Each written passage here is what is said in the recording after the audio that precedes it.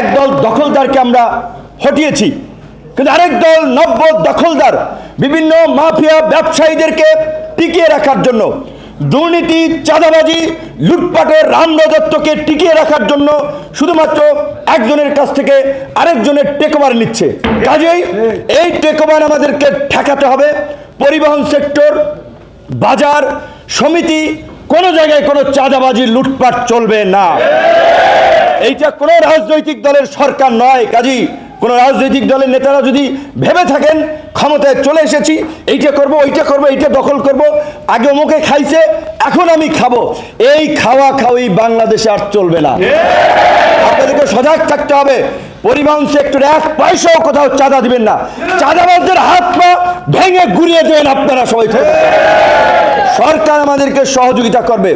অনেক রক্ত, ত্যাগ, জীবনের বিনিময়ে এই ছাত্র জনতার গণ অভ্যুত্থানে নতুন সরকার গঠিত হয়েছে।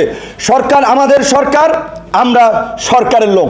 কাজে আমাদের সবাইকে মিলে সরকারকে স্থিতিশীল করার জন্য কাজ করতে হবে। এখন আমরা একটা বিষয় দেখতে পাচ্ছি, বিভিন্ন কমিউনিটি, বিভিন্ন সংগঠন, বিভিন্ন চাকরিজীবী সংগঠন হঠাৎ করে প্রধান উপদেষ্টার বাসভবনের সামনে 40-45 জন যে বিক্ষোভ করতেছেন, সচিবালয়ের সামনে 50-60 জন বিক্ষোভ করতেছেন, প্রেস ক্লাব, সচিবালয়, রাস্তাঘাট, সমস্ত জায়গায় হঠাৎ করে কেন এই বিক্ষোভ শুরু হয়েছে? কোথা থেকে এই বুদ্ধি পরামর্শগুলো আপনাদেরকে দেওয়া হলো? আপনাদের তো একটা বেসিক আন্ডারস্ট্যান্ডিং থাকা দরকার, একটা কমন সেন্স থাকা দরকার। একটা নতুন গভর্নমেন্ট বসেছে, তাদেরকে দপ্তর, মন্ত্রণালয়, অধিদপ্তর এটা বুঝতেও তো 10 থেকে 15 দিন সময় লাগবে। তাহলে আপনারা কেন হঠাৎ করে বেতন বৃদ্ধির দাবিতে, চাকরি স্থায়ীকরণের দাবিতে, বিভিন্ন ধরনের দাবি দেওয়া নিয়ে এই যে দীর্ঘ আন্দোলন সংগ্রামের পরে একটা দেশ স্বাভাবিক গতিতে হাঁটবে, সেটি এখন পারছে না। একটা অচল অবস্থা সৃষ্টি করাটা ষড়যন্ত্র এবং পায়তারা চলছে। অনেকেই বলছেন এই যে পতিত স্বৈরাচার শেখ হাসিনা এবং তার এখানকার দোসররা এই সমস্ত কমিউনিটিকে উস্কে দিচ্ছে যে এখনই দাবি আদায় করতে হবে, এখনই বেতন বৃদ্ধি করতে হবে। আমরা পরিষ্কারভাবে বলি, আপনাদের দাবির প্রতি আমাদের সংহতি আছে, আমাদের সমর্থন আছে। আমাদের অন্তর্বর্তীকালীন সরকারে যাওয়ার সুযোগ হলেও আমরা যাই নাই, কিন্তু বিকজ আমরা পলিটিক্স করছি।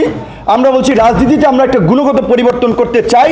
কাজে আমরা রাজনৈতিক সরকার নির্বাচনের মাধ্যমে জনগণের ম্যান্ডেট নিয়ে আমরা 5 ইয়ার্সের জন্য আমরা নেতৃত্ব দিতে চাই। সুতরাং আমরা সেই সরকারে আসবো, কিন্তু এই সরকারকে তো আমাদের সহযোগিতা করতে হবে। আর আমরা যদি ভোট, কাদের ভোট? জনগণের ভোট, জনগণের দ্বারাই কিন্তু আমাদের নির্বাচিত হতে হবে। জনগণ সমর্থন দিলে নেতা, না হলে কিন্তু পাত্তা থাকবে না। কাজেই আমরা আপনাদের দাবির প্রতি সহনশীল, কমিটেড।